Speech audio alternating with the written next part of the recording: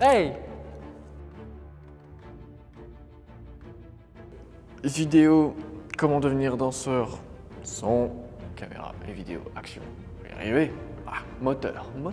Bon mon danseur, tu l'as vu dans le titre, on va parler de cours, on va parler de parcours, on va parler de concours, mais surtout de boulgour. Non. Si ton objectif c'est de devenir danseur pro, donc d'en faire ton métier, ou alors que tu veux tout simplement évoluer en amateur, reste bien jusqu'à la fin de la vidéo parce que sur les 6 points que je vais te donner, les 2 derniers sont ultra importants. Allez, intro.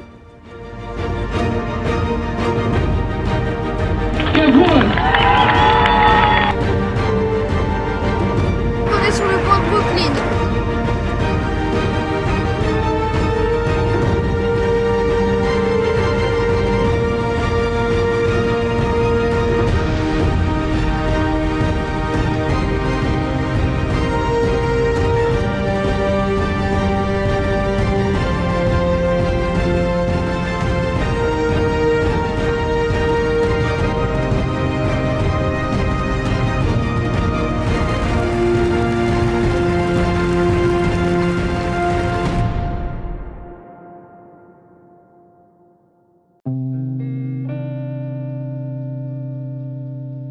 On arrive au premier point de cette vidéo qui est de faire des cours. Je suis désolé l'équipe, mais c'est en forgeant qu'on devient forgeron, donc forcément vous allez devoir aller dans une école.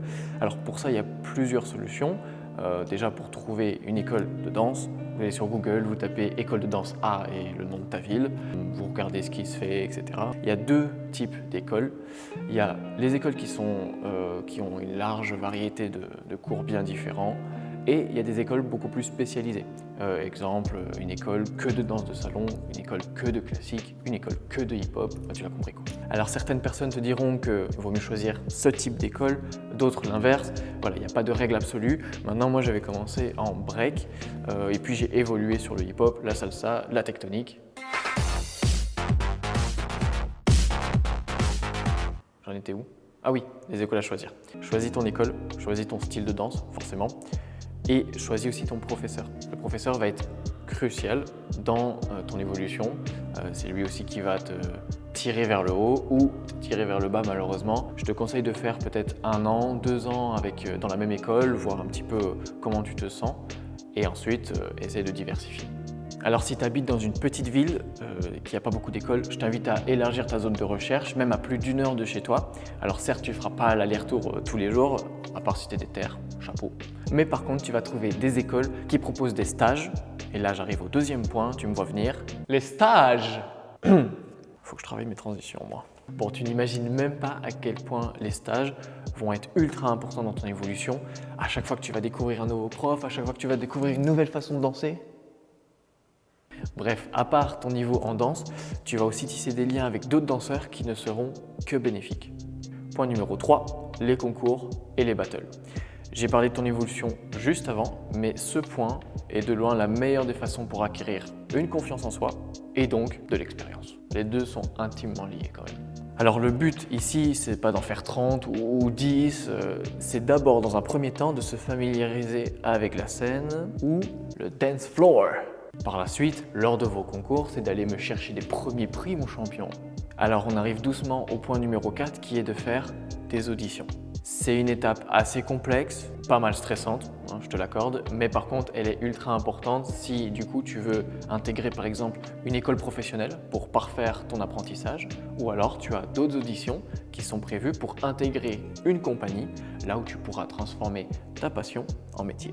Pour trouver des auditions, c'est assez simple, tu peux directement aller sur le site internet des compagnies ou des écoles supérieures que tu as trouvées. En général, ils ont une section audition. Bon mon danseur, là je te demande un petit focus sur les 2 derniers points qui sont ultra importants pour moi. Le premier, ça va être improvise, s'il te plaît. Prends une sono, prends un écouteur, prends une musique un seul écouteur, hein, ouais.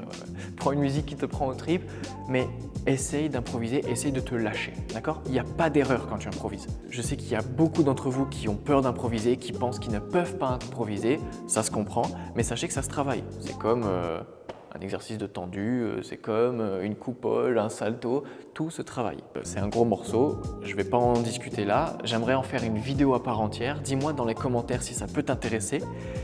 Et on passe tout de suite au dernier point, qui d'ailleurs va un peu en corrélation avec le premier, c'est soit un danseur éclectique, pas elliptique, éclectique. Il y a beaucoup de compagnies qui cherchent des danseurs qui sont vraiment spécifiques dans un style de danse, mais d'autres qui cherchent un danseur qui peut partir dans le classique, dans le contemporain. Essaie de te démarquer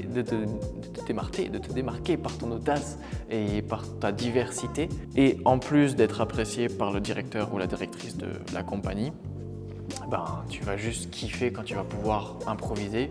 Le point qu'on a vu juste avant, c'est que, comme je te dis, tu vas pouvoir envoyer un break, ensuite repartir sur du flow, et puis repartir sur du break, repartir sur du classique, envoyer 2 pirouettes, boum, bah, boum. Bref, pardon, je m'égare. Bon voilà, j'ai fait à peu près le tour. N'hésite pas à me le dire si j'ai oublié quelque chose. En attendant, je remercie la compagnie Zeo qui m'a accueilli dans son studio pour le tournage de cette vidéo. N'hésite pas à me dire dans les commentaires à quel niveau tu es de ta formation, ça me ferait plaisir de le savoir. Je t'ai mis quelques liens en dessous, n'hésite pas à aller voir et en attendant, on se dit à bientôt pour de nouvelles vidéos. Ciao!